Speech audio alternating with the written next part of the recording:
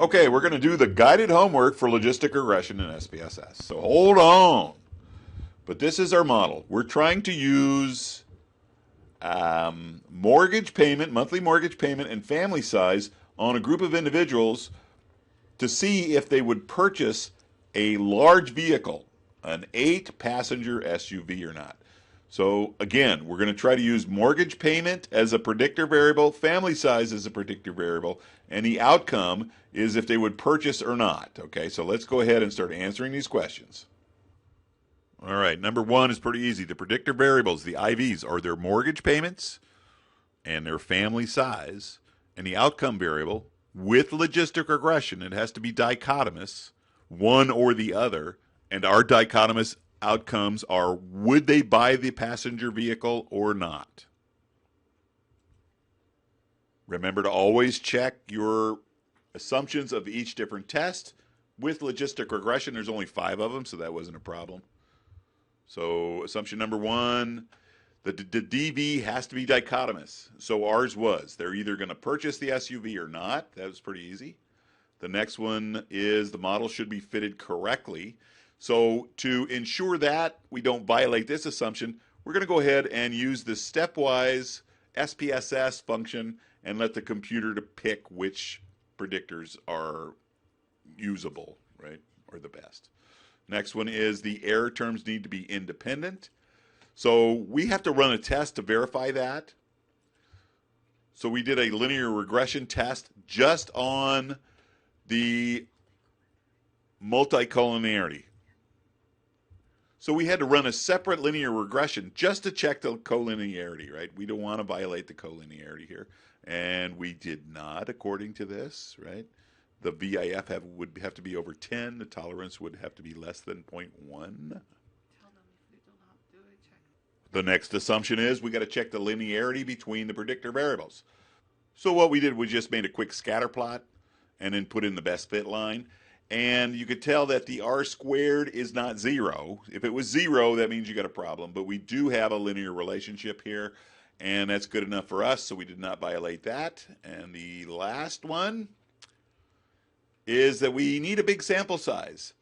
So we kind of violated this assumption because in our data set, we only have 30 participants, where most of the books say that you should have right around 30 participants per predictor. So we should have had around 60. So I'm going to say that we violated the assumption of the sample size. But let's keep going on. Now we're going to actually run the analysis on SPSS. Please hold. Here's the data sheet. So here's purchased. That is our DV. You'll notice it's nominal. And 0 is no, and 1 is yes. So that's our DV, right? Bam. And our other 2 predictors are mortgage and family size, and they are both scales. So we're good to go. Okay, it's showtime, folks. You go to Analyze, Regression, Binary Logistic. So what's our DV? Our DV is whether they bought the vehicle or not, or willing to buy or not. Click that in there. Your covariates, which are your predictor variables in a logistic regression model, go here, here. Now remember, we're going to do a stepwise. Don't forget the interaction. So you got to highlight both of them. And then click on this little interaction button. Click that over there. And we're going to do stepwise. So the stepwise we're going to use is forward LR. What that means is it's going to go ahead and put the predictors in order of strength, and we're going to let the computer decide that. So we do not have any categorical variables. If we did, you would identify them here, right? But we don't have any. And we're going to click the, all right, with this box, this basically has to do with the residuals. We're not going to talk about residuals in this video. They can be important, but we are not going to go over them at this time. We're not going to go over them at this time. We are not going to go over them at this time. Quit giggling. Next is options. This is the one you want. You want the classification, the Hosmer, the iteration, confidence intervals. That's probably okay. And click continue. Click OK. All right, so our output's ready to go. I'm just going to switch over to our answer page to make it a lot faster and easier. So please hold. So remember, we did the stepwise, so that means it's going to do different models. So step 0, that means 0 predictors. There are no predictors in the step 0. Okay, but then there's going to be a step 1 where the software is going to add the first predictor by strength. Step 2 will be the second predictor by strength. Step 3 would be the third predictor by strength if there was one, etc., etc. So let's start answering questions. So in question 4 about block 0, what is the -2 likelihood? There it is right there. 41.46. We're going to go ahead and round. Let's round this properly. Okay, so this model without any predictors can be an acceptable model, right? Because the -2 log likelihood is 41.46. That's actually pretty low, right? It's a lot lower than 100 or 150 or something. So it looks like that the original model with no predictors is not a bad model. So let's go to the next question.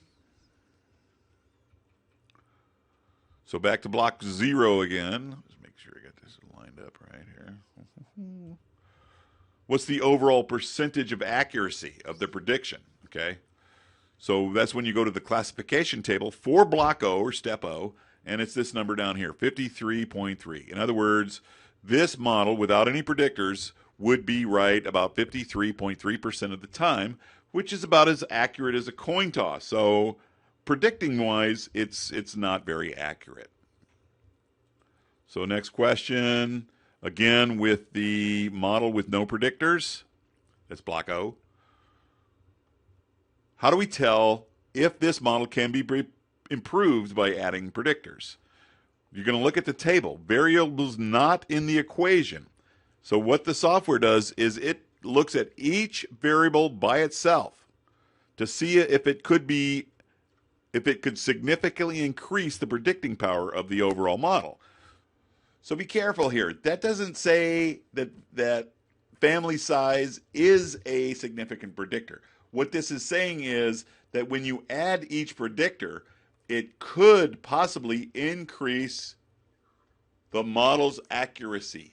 That's what it's saying, so just be careful there. All right, scrolling down to question number 7. So now we're adding predictors. So we're in block 1, so that means we're adding predictors. And again, we're using stepwise, so that means SPSS is going to go ahead and pick the strongest of the predictors and add it into the model. So let's see what it says. So with the new model 1, that means with one predictor, it looks like it was family size. It changed the -2 log likelihood way down to 22.88. All right, so how did I know it was family size? You have to look at this box, the variables in the equation. So with step 1, that means it is the model that they added the strongest of the predictors, which was family size. They put it here, and look at the significance. It's 0.003, so that's less than 0.05. So in other words, family size did increase the predictive ability of this model. Again, because the -2 log likelihood of model 1 went down to 22.88, right? The original one was what, 44 or something. So whenever this -2 log likelihood goes down, the accuracy of the model goes up. Now, real quick, let's look at model 2. That's when it added both family size and mortgage as predictors. Again, the -2 likelihood went down a little bit. Not a lot, but a little bit. So what that means is when you added mortgage in with family size, your predictive model got just a little bit stronger. Okay? So that's what this means. And again, you have to look at this box to see which of your predictor variables were entered by the computer. All right, moving on to the next question. So what we're trying to do here is build the perfect model for this prediction, right? We're trying to build the perfect model. Okay. So that's why we use the Hosmer-Lemschau test. So what this test is testing is against our model versus the perfect model. So we do not want significance here. In other words, if we did have significance here, if this sig number was less than 0.05, that would mean there is a significant difference between our model and the perfect model. So according to this, the step one, the first model with strictly family size, it showed that there was not a significant difference between that model and a perfect model. And for step two, when it added in the mortgage into the predictor list, it too did not show a significant difference between the perfect model and this model. So that's what this means. So that means that both of our models are good models. In other words, they're not significantly different from the perfect model. You could tell right off the bat that the second model is a little bit better, right? So the numbers are a little bit more impressive with the second model. Next question, number 9, feeling fine. So what is the overall percentage of accuracy with our models? So model 1, remember, model 1 is just using the family size as the predictor. And that's step 1, model 1 from the classification table. You would be roughly 83% of the time accurate to be able to predict if these guys would buy the SUV or not. But when we make the second model with the mortgage payments lumped in there with the family size, the accuracy goes up a little bit. Not much, but a little bit. So with that one, our step 2, our second model, you have about a 90% accuracy rate. Okay, so we're going to go with model 2 because it has an accuracy rate of 90%. Next question. Okay, which model will be used? Okay, again, we're going to use model 2. So we're only going to look at model 2. That means we have to investigate model 2 only. That means we're going to look at the predictors and see how significant they are and whether they are, in fact, good predictors of the outcome or not. And this is where the XB comes in, commonly called your odds ratio. So right off the bat, the mortgage predictor by itself is not considered significant, right? That's greater than 0.05. But look at the odds ratio. It's practically 1-to-1. That's not good. You're not predicting anything. Again, that's about as predictable as a coin toss. So let's go down to family size as a predictor. It is significant, right? That's less than 0.05. And look at the odds ratio. That is huge.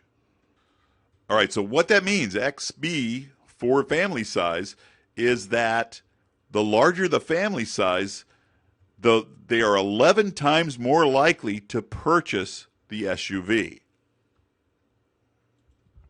All right, next to the last question.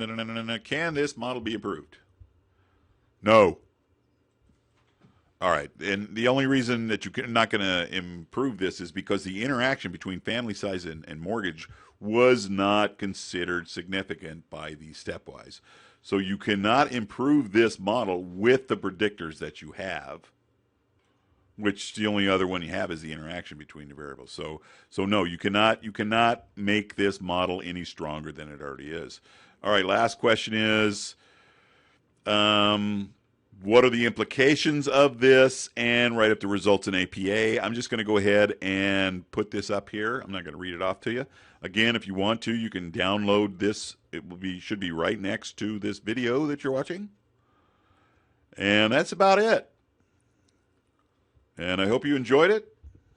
MGZ and Copilot out.